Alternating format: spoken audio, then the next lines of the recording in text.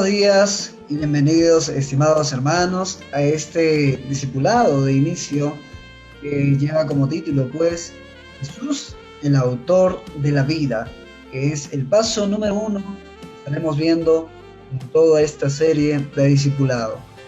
¿Quién es Jesús? Alguna vez seguramente nos hemos preguntado, ¿y quién es Jesús?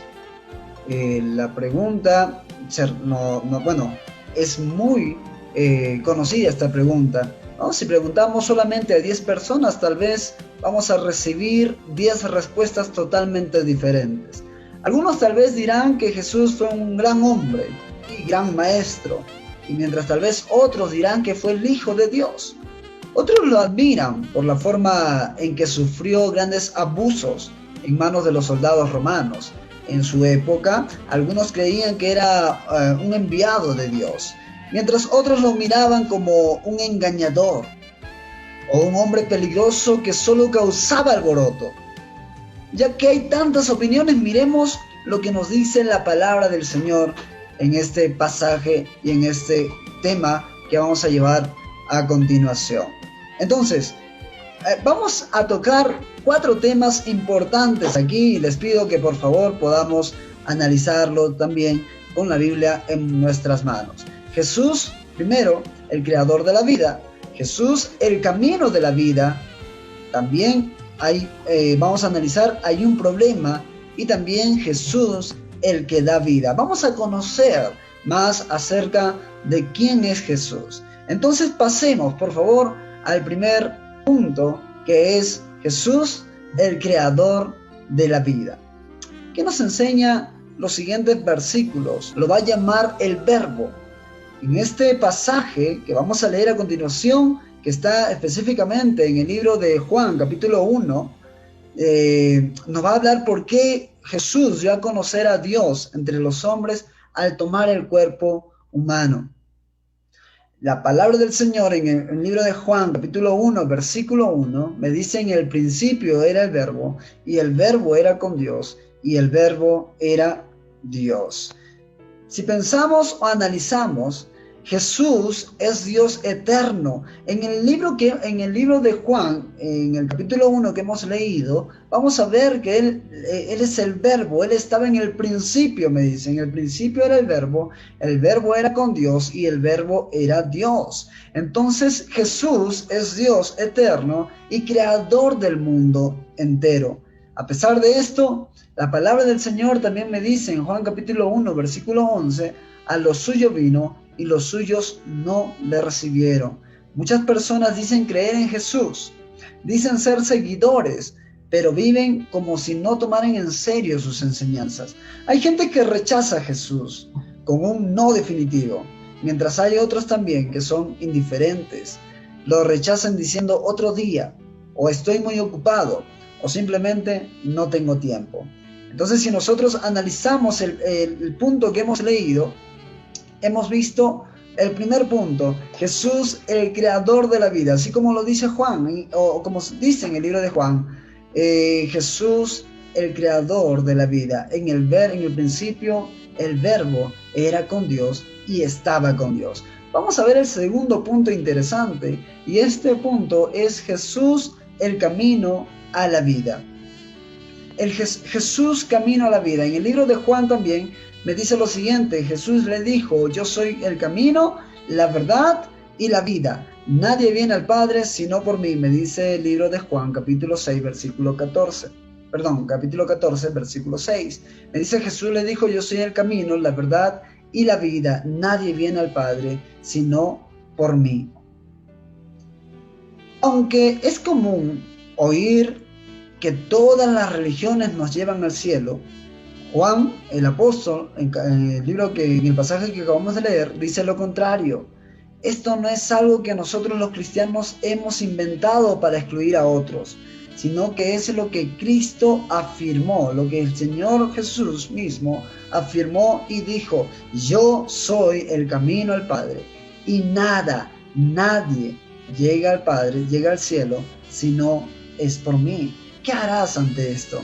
¿Qué harás ante esta afirmación diciendo Jesús es el único camino para llevar a la vida eterna? Jesús es el único camino que nos llevará al cielo. ¿Sabes? Yo te quiero dejar en este tiempo ahora también con algo. Y hay un problema.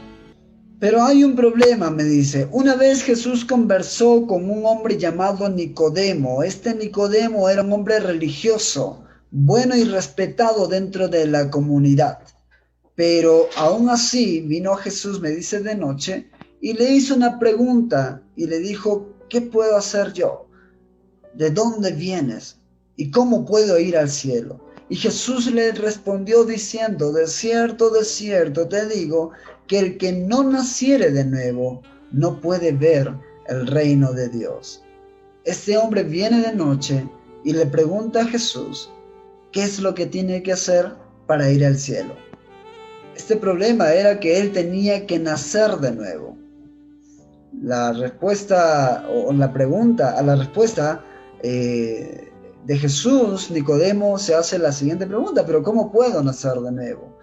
Voy a complementar, dice: era necesario nacer otra vez, porque estábamos, y el libro de Efesios capítulo 2 versículo 1 me dice que Él nos dio vida cuando estabas muertos en vuestros delitos y en vuestros pecados. En vuestro pecado. Tú estás muerto en tu delito, estás muerto en tu pecado, y eso te separa de Dios. Eso nos aleja de Dios. Y ese era el gran problema que tenía Nicodemo, que tenía que nacer de nuevo porque estaba muerto en sus delitos y en su pecado. La solución era nacer de nuevo. ¿Cómo éramos? Es la pregunta. Entre los cuales también todos vivimos en otro tiempo, en los deseos de nuestra carne, haciendo la voluntad de la carne y de los pensamientos, y éramos por naturaleza hijos de ira, lo mismo que los demás. Nosotros estábamos muertos en nuestros delitos, en nuestro pensamiento, en nuestro deseo carnal, y por naturaleza eso nos convertía, eso nos alejaba del Señor, eso nos aleja de Dios, y por lo tanto somos hijos de ira. En pensamiento, en nuestra carne, por nuestra naturaleza. La evidencia de nuestra muerte espiritual es el conflicto, la tensión y el rencor que hay entre familias, vecinos, compañeros. No logramos controlar los malos deseos. Con egoísmo y orgullo decimos: yo primero, soy el mejor, no soy tan malo como ellos.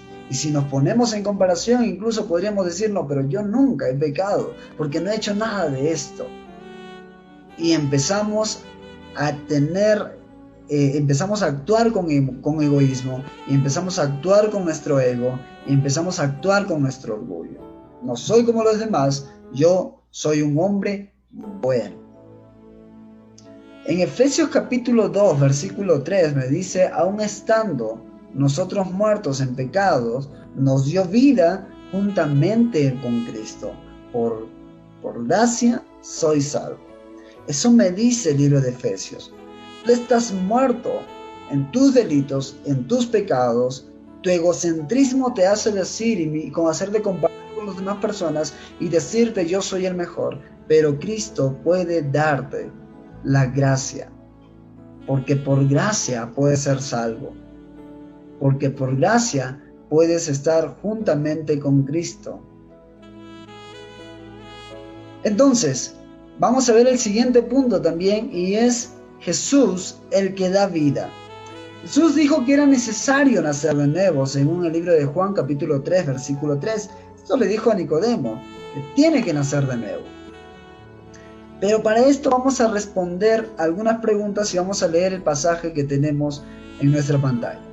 Porque de tal manera amó Dios al mundo, que ha dado a su Hijo unigénito, para que todo aquel que en Él cree no se pierda, mas tenga vida eterna. Me dice también: porque no envió Dios al mundo para condenar al mundo, sino para que el mundo sea salvo por Él. El que en Él cree no es condenado, pero el que no cree ya ha sido condenado, porque no ha creído en el nombre del unigénito de Dios. Eso me dice la palabra del Señor en el libro de Juan capítulo 3, versículo 16 al 18.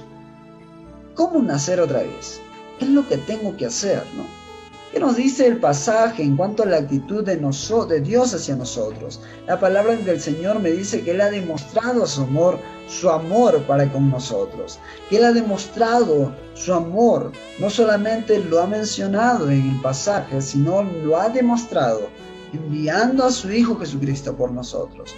¿Qué es lo que Dios nos ofrece a través de nosotros? Y si nosotros miramos en esta parte, nos dice que Él nos ofrece vida eterna para que todo aquel que en Él cree no se pierda, mas tenga vida eterna.